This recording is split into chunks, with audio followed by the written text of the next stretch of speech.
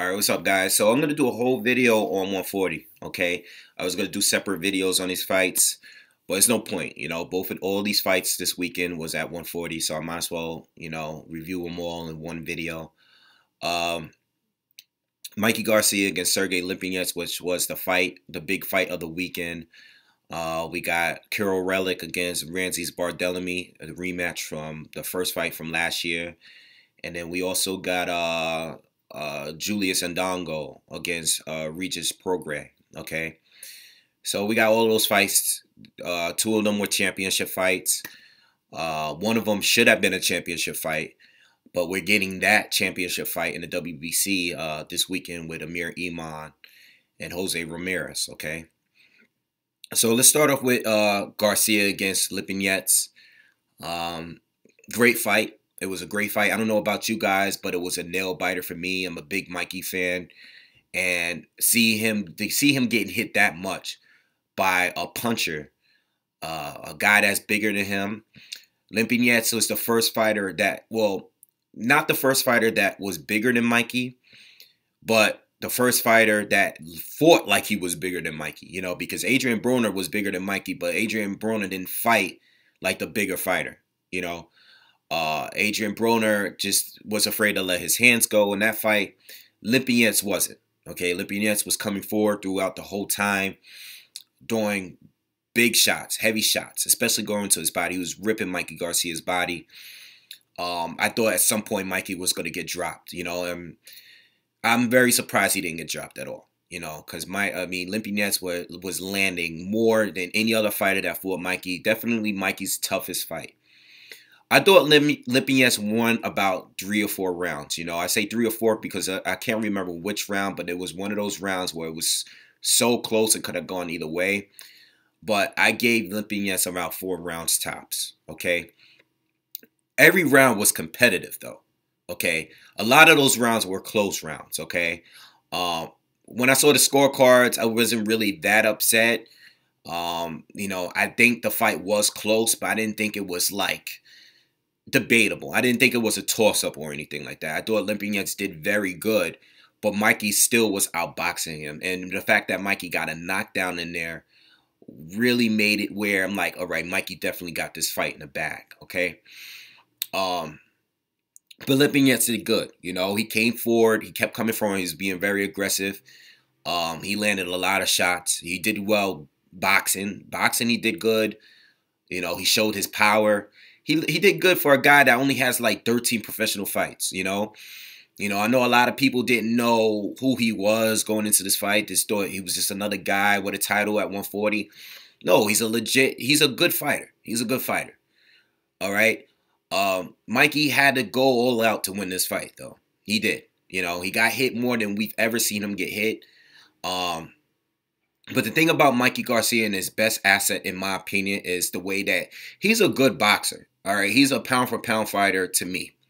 The thing is with him, though, is no one knows how to keep their composure like Mikey Garcia.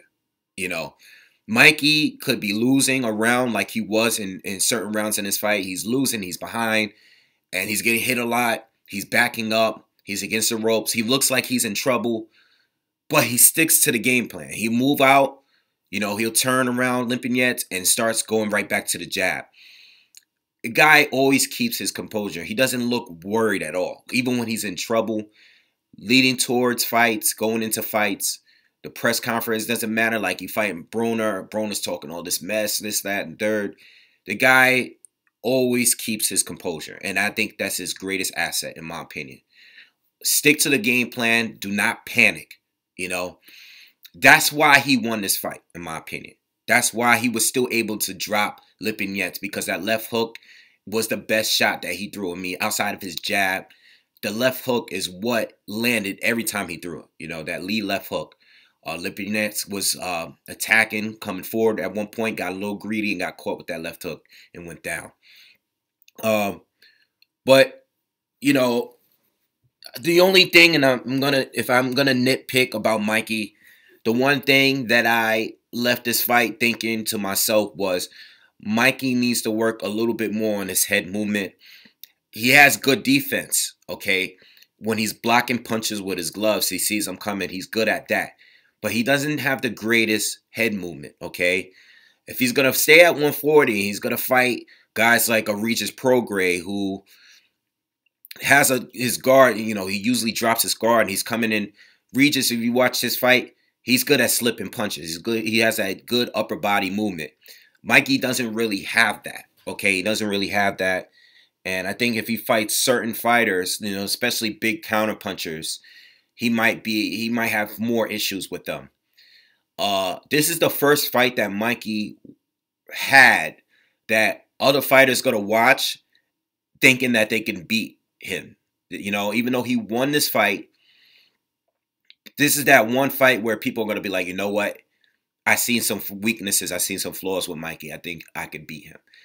Regis Prograis is already calling him out. I mean, he's been calling him out. But guys at 140 are now going to be more willing to fight him because there were some chinks in his armor in this fight. All right. He didn't look bad. He looked great. But I'm sure some flaws were, some of these guys noticed some of his flaws in this fight. That's what I'm pretty much saying. So, real quick, as far as his future, if he's going to stay at 140, which I doubt right now, I think he's going to go back down to 135 and fight Robert Easter. This is how I feel about 135. Now that we know that Lomachenko and Linares is official, okay? The only fighter that I saw at 135 giving Mikey trouble or giving him a good fight was Jorge Linares. The only one, all right? Robert Easter is a good fighter. Not trying to play him, not trying to knock him or anything. I already stressed this in my other video about Mikey Garcia. Robert Easter Jr. is a good fighter. Do I think he's Mikey's toughest fight? No. Okay, I don't think Robert Easter Jr. is a tougher fight for Mikey than Lipinets was or even Adrian Broner. Okay, he's good. It's just that I think Mikey can beat him clearly. I don't think the fight is going to be as competitive as the Lipinets fight. So that's just my personal opinion. But if he's going to move down at 135, now he should fight Robert Easter because there's really no one available like that, in my opinion, that I want to see Mikey Garcia fight. Now that Linares is fighting Lomachenko. I think the winner of that fight between Loma and Linares should fight the winner of Mikey Garcia and Robert Easter if they are to fight. Okay? If he does stay at 140, if he doesn't go down to 135, he stays at 140, there's plenty of more options there. The issue is the fighters are better at 140. Outside of Linares, as far as pound for pound, I'm talking about like skill set. Outside of Loma and Linares, the guys at 140 are bigger and they're better, in my opinion. Regis Prograis, who I'm going to speak on now, beating Julius Ondango. Regis Prograis is very dangerous for Mikey Garcia. I mean, you don't want to get hit by a guy like that, at 140. That guy is a serious puncher, man, and he's a good counter puncher, and he has a good jab, and he has quick hands himself. He's more dangerous than Lipinets was in their fight. And if Mikey fights that guy, you get hit by that guy, you're not going to just be taking the punches like you did against Lipinets. Prograis is a big puncher. You got Relikh out there who has a title now, who's also dangerous for Mikey Garcia. Guy has a lot of volume. This guy comes forward like better than anybody else at 140. Lot of volume, all right? You've seen that in his fight against Ricky Burns. You've seen what he did to Barthélemy. This guy's a tough fighter. All these guys are tough at 140.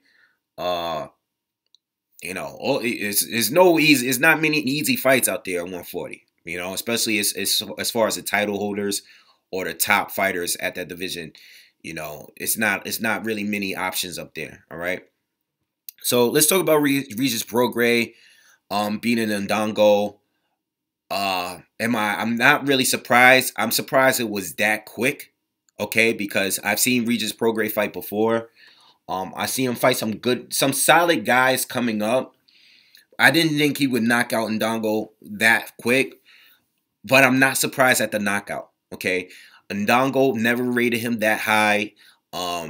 You know, he beat Ricky Burns and everything. But going into the Terrence Crawford fight, it was more about Terrence Crawford being undisputed. I think at that point when he fought Ndongo, he wasn't. It was a lot of guys that, in Terrence Crawford, in my opinion, that he beat that were better fighters than Ndongo. In my opinion, that's just my opinion. You know, so I never really rated him that high. I know Crawford would beat him. Crawford had already beaten Posto. He already beaten Felix Diaz. You know, he already beaten guys like that 140. So I wasn't really stressing it like that. You know, that's just me. Ndongo, sloppy. Once you get past his 1-2, you know, with his straight left, he really doesn't have many weapons out there. He really doesn't. You know, he's very limited as a fighter. And I don't even think he had any fights in between that loss against Terrence Crawford. Maybe he did. I don't know. You know, I didn't check before I put this video up. But Ndongo has never really impressed me. He held the title. He lost it to Crawford. And that was all it was about to me, you know. I didn't do any prediction videos of that fight going into it because, you know, Terrence Crawford already passed his hardest test at 140, in my opinion, at that time. So for Prograis to knock him out Prograis to knock him out that quickly was very impressive as far as early as it was. But Prograis is a good fighter. He's a very good fighter, and now he's on notice. You know, now people are starting to know who he is. You know. He's tough for anyone, and he could possibly be the best guy at 140. I know he doesn't hold a title. I believe that fight should have been a title shot because he was originally supposed to fight Victor Posto, but Victor Posto got injured. That should have been a title fight. That should have been a title fight. I think that warranted a title fight more than the Amir Imam and Jose Ramirez fight coming up this weekend. You know, that's just my opinion. But Victor Posto dodged the bullet not fighting him that night. You know, I think Prograis is dangerous. Probably the most dangerous at 140 right now. So moving on. You had Relikh against Barthélemy. And if you saw the first fight, you're not surprised at the outcome of this fight. I don't know what Barthélemy was doing. He seemed to lack a lot of confidence in this fight. He came out starting doing a lot of lateral movement. Relikh was doing a good job cutting off the ring and getting to him. I just think Barthélemy felt his power in the first fight, and he just didn't look confident in this fight, you know. A lot of low blows again. It looked exactly like the first fight, you know. Relikh, who I think is really undefeated in my opinion. If you've seen a Ricky Burns fight, you see that I think Relikh won that fight. I think Ricky Burns did a better job boxing him than Barthélemy did in both fights. Okay, I thought that fight was close. I just gave it to Relikh. You know, I thought Relikh did enough. I thought he got robbed of a knockdown in the last round. I think Relikh did enough against Ricky Burns. And I think he did more than enough in the Barthélemy fight. I know he got dropped and everything, but Barthélemy just didn't have it in this rematch. He didn't want to go for it. You know, there was points where he was being a little aggressive, but it wasn't enough. You know, I think he just got outclassed. And so, I mean, you just give him 2 rounds. You know, 1 or 2 rounds is debatable. You know, Barthélemy looked that bad in this fight. You know, and if you're not confident, normally he's a guy that's very cocky, very confident in there. He's usually fighting dropping his guard, rolling shoulders. I mean, punches off his shoulders. You know, he fights in that Philly shell, but not in this fight. He had a high guard there. It took away from his offense.